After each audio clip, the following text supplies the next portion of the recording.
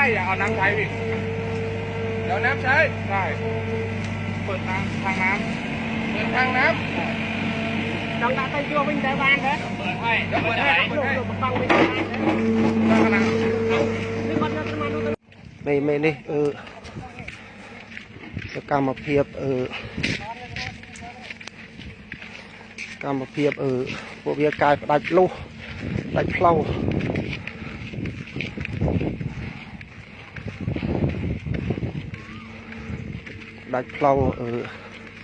ยังอดได้เฮ้การตามโมซูมันน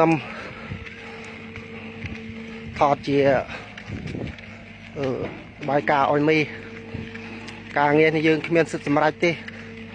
ตุกออยขนาดเลือเนี่ยบักสายอ่ะ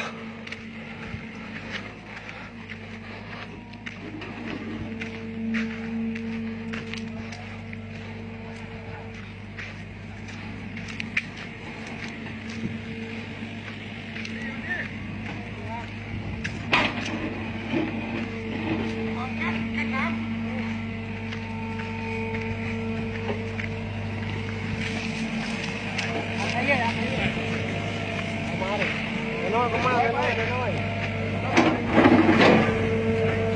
ไอ้เด็ก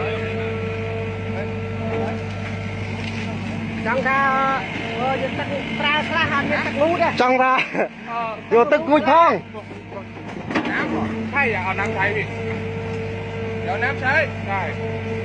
เปิดทางน้ำเปิดทางน้ำ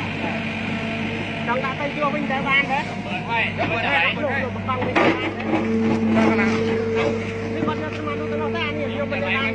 บ้านเลยบ้านงุ้ยทองไม่เปิดเป็นทางไหนเปิดตรงข้างเราเปิดตรงข้างหน้าดูต้องการจะได้ไปเลยจะกลายเป็นเราบ้านเลยต้องการโยนอะไรมุ้ยเลยปรับสิ่งที่ก่อนเลยเราจะเปิดข้างหน้าเปิดข้างหน้ายังต้องอยากได้ไหนไปนู่นไม่น้ำไหนไปใช่ไหมไม่แกจะบอกว่าจะเอาตากฝั่งนั้นแล้วฝั่งนี้ฝั่งนี้ใช่ไหมแข่งกันเพราะการไม่เปิดน้ำทางสระน้ำให้เปิดน้ำให้ไหลไปนู่นใช่บอก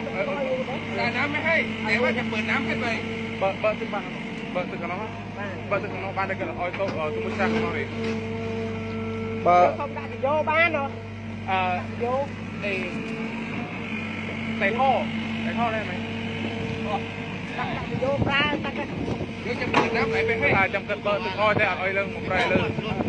โอเคเปิดให้ดิให้ไหลไปนู่นโอเคป่ะโอเคไหมโอเค